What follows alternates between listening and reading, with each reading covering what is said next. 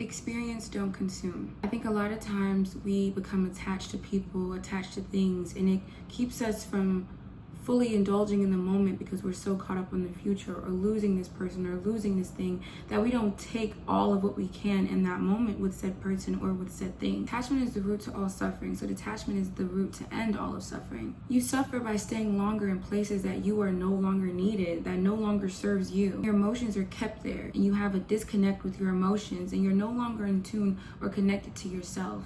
You're unsure, you're complaining, you're in survival mode, you're in victim mode. So when you're in those modes of, oh, I don't want this person to leave, I'm going to do anything for them to stay. Or I don't want this thing to leave, I'm going to do anything for it to stay. Or I'm going to stay longer at this job that I know I'm not appreciated at. I'm going to stay longer with this person that I know I'm not getting treated correctly, but I'm going to stay and try to make it work. And a lot of times we attach ourselves to certain expectations and don't enjoy the journey or that moment because our expectations are tied to what we know. It's tied to our conditions.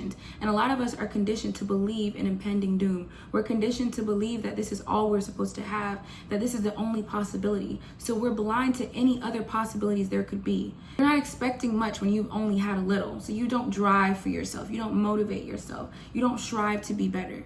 I think detachment can be explained in so many different ways, but I think the best way to explain it for myself and for you is that you just have to experience and not consume. Not saying that you can't be emotionally invested into something and you can't be passionate, but you do have to know that within anybody or anything that you are pursuing, it will not go your way. Things will not happen the way you want it to happen. So when those things do not go your way, you need to know how to regulate. And attaching yourself to something is becoming it. You're consumed by it. You're suffocating within it. So when that thing falls through, you will also fall through. You need to disconnect yourself from whatever thing or person there is and know that you come first, your regulation comes first, and what you want out of life comes first. Know when to walk away from things. Things aren't meant to be held forever. You ever heard of this saying, if you love something or someone, you will set them or it free?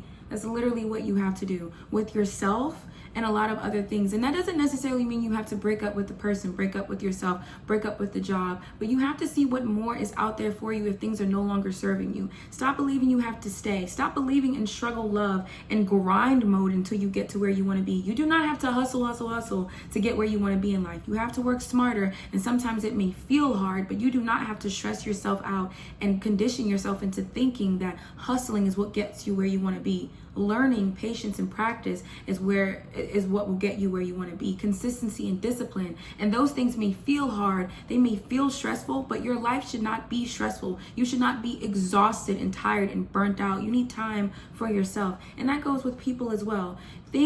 People that no longer serve you, whether that's friendships, whether that's family, whether that's romantic relationships, anything that does not serve you, you are allowed to walk away. If things are just good enough, you are allowed to walk away. You can experience that person and realize you're changing, they're changing as well. It's no longer working and I want to go. And that doesn't mean that whatever you have in your life, or whoever you have in your life, you cannot strive for the relationships to be better. You cannot strive for your work ethic to be better. There's a clear line. There is a very thick line between this is what I want and I'm going to strive to be better because I know we can grow together, and this person is genuinely not my person. I can strive to be better at this job, or I can go where I'm appreciated and keep building there. You know when it's time to walk away and you feel it. Your body rejects it, your mind rejects it, everything is rejecting this person or this thing, and you should know when to walk away. You should be detached enough to know that sometimes things do not last forever. Sometimes they do. And you should be connected with yourself to know, okay, if this is what I have right now and this is not what I want and this is not serving me, somebody else and something else will come along and be better for me because I will give myself better. You know exactly when you are supposed to let go and when you are supposed to walk away. There's no use in staying and complaining and being in that mode with yourself, into survival mode, and feeling like a victim and feeling like you're out of place or you're not the main character in your life, when you can experience what you have in front of you. Be grateful for the lessons it taught you. Be grateful for the love. Have that love, have that lesson, hold it near you, use it for memories, and go on about your life. And it's easier said than done, for sure. Sometimes it's a process. So when you want for nothing, when you are so grateful in what you have in this moment, still striving for more, but you are so grateful for what is in front of you. You are so grateful for the things you have overcome and the things you do have. You attract so much more. Complaining does nothing but it just manifests more turmoil.